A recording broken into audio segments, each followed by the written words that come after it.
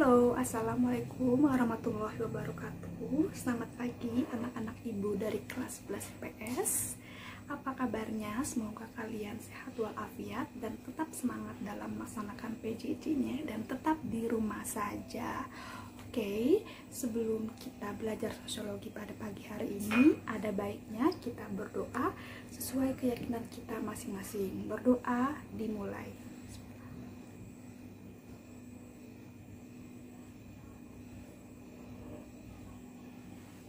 Berdoa selesai. Oke, pada hari ini kita akan belajar materi baru, yaitu terkait masyarakat multikultural dari pandangan beberapa ahli. Yang pertama dari Furnival, ada dari Dr. Nasikun, dan juga ada dari Van den Berg. Seperti yang sudah kita bahas kemarin, kita sudah membahas tentang pengertian masyarakat multikultural, pengertian masyarakat majemuk, dan sudah mempelajari faktor pendorong dan penghambat masyarakat multikultural.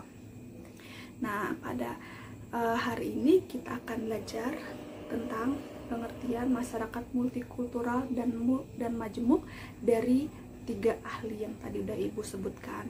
Oke, kita akan belajar dan silakan kalian simak PowerPoint berikut ini. Selamat belajar. Nah, sekarang kita mulai dari ahli yang pertama. Nah, ahli pertama ini bernama Furnival. Furnival ini membagi masyarakat majemuk ini ke dalam 4 kategori menurut konfigurasi etniknya. Yang pertama ada mayoritas dominan. Mayoritas dominan ini terjadi ketika masyarakat majemuk yang terdiri dari berbagai kelompok etnik dan kelompok etnik yang jumlahnya lebih besar atau mayoritas mendominasi kelompok-kelompok etnik yang lainnya, sehingga kelompok-kelompok etnik yang lainnya mempunyai peran yang lebih kecil. Nah, selanjutnya ada minoritas dominan.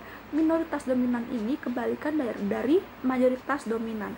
Kalau tadi di mayoritas dominan kelompok etnik yang jumlahnya lebih besar yang mendominasi, sedangkan di minoritas dominan ini kelompok etnik yang jumlahnya lebih kecil yang mendominasi. Nah, selanjutnya ada kompetisi seimbang. Kompetisi seimbang ini terjadi ketika kelompok-kelompok etnik yang ada mempunyai kekuatan yang seimbang, baik dalam bidang politik maupun ekonomi, sehingga tidak ada yang mendominasi maupun tidak ada yang terdominasi. Selanjutnya ada terfragmentasi. Terfragmentasi ini juga kelompok-kelompok etnik yang ada mempunyai kekuatan yang seimbang karena kelompok-kelompok etniknya ini jumlahnya sama-sama kecil, sehingga tidak ada yang terdominasi dan tidak ada yang mendominasi. Selanjutnya ada menurut Dr. Nasikun. Menurut Dr. Nasikun, masyarakat majemuk ini merupakan suatu masyarakat yang menganut berbagai sistem nilai yang dianutnya masing-masing. Nah, jadi karena masyarakat majemuk ini beragam, sehingga mereka mempunyai nilai-nilai yang berbeda, baik itu nilai religius, nilai moral, nilai vital, nilai keindahan, nilai moral, dan lain-lain, sehingga mereka mempunyai pandangannya masing-masing, sehingga di sini terkesan sulit menyatukan. Nah, di sini ciri-cirinya masyarakat kurang memiliki loyalitas karena tadi mempunyai nilai dan normanya masing-masing. Selanjutnya, kurang memiliki homogenitas kebudayaan karena tadi kebudayaannya beragam, sehingga sulit menciptakan suatu kesamaan dalam kebudayaan tersebut, dan kurang memiliki dasar-dasar untuk saling memahami satu sama lain.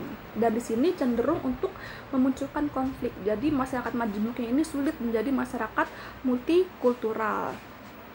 Oke, selanjutnya ada menurut Van den Berg. Menurut Van den Berg ini, masyarakat majemuk terdiri dari beberapa ciri. Yang pertama, terjadinya segmentasi dalam berbagai kelompok sosial. Nah, karena masyarakat majemuk ini memiliki keberagaman, maka kelompok-kelompok ini membentuk suatu kelompok lagi berdasarkan identitas yang sama. Jadi misalnya di Pulau Jawa terdapat suku Jawa, suku Sunda, dan suku Madura, dan di mana mereka itu mempunyai kebudayaannya masing-masing. Jadi terdiri dari beberapa bagian lagi karena mereka beragam. Selanjutnya terbagi ke dalam lembaga-lembaga non-komplementer. Nah, karena masyarakat majemuk ini beragam, maka lembaga-lembaga sosial yang ada pun juga beragam. Contohnya ada lembaga ekonomi, lembaga agama, lembaga politik, dan kadang lembaga-lembaganya itu berdiri satu sama lain gitu, sehingga tidak melengkapi satu sama lain. Contohnya lembaga agama yang ada di Indonesia kan beragam pula, ada dari Islam, Kristen, Hindu, Buddha, dan dimana lembaga-lembaganya itu mempunyai aturan yang masing-masing gitu. Selanjutnya ada kurang mengembangkan konsensus. Nah, karena masyarakat majemuk ini mempunyai tadi nilai dan norma yang berbeda, punya aturan yang berbeda, punya kebudayaan yang berbeda, sehingga terkadang sulit untuk mengembangkan konsensus. Konsensus itu apa? Konsensus ini merupakan kesepakatan dalam hal nilai dan norma. Selanjutnya, relatif sering terjadi konflik. Nah, tadi karena sulit mengembangkan konsensus, maka akan terjadi konflik, baik itu konflik kepentingan, konflik agama, konflik ras, konflik etnik, dan lain-lain. Nah, selanjutnya, integrasi tercipta karena adanya paksaan. Nah, karena di masyarakat majemuk ini masyarakatnya beragam, maka ketertiban atau integrasi yang ada itu bukan berdasarkan kesadaran individu masing-masing, tapi karena adanya paksaan, misalnya melalui aturan. Contohnya kalian nih sekolah, harus datang tepat waktu jam 7.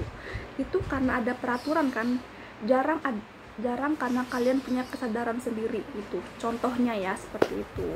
Dan juga di dalam masyarakat majemuk ini juga ada dominasi politik. Nah, karena masyarakatnya beragam, maka terkadang satu kelompok ini mendominasi politik dari kelompok-kelompok yang lain, baik itu mendominasi politiknya, ekonomi, bahkan ke dalam sistem sosial.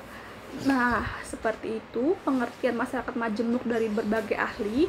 Tadi yang pertama ada menurut Furnival, ada Dr. Nasikun, dan juga ada Vandenberg. Oke, cukup sekian dulu materi pada hari ini. Dan nanti jika ada yang ingin ditanyakan, silahkan bertanya melalui forum di WhatsApp group maupun Google Classroom. Terima kasih untuk yang sudah menyimak. Wassalamualaikum warahmatullahi wabarakatuh. Oke, gimana? Apakah kalian sudah mengerti materinya?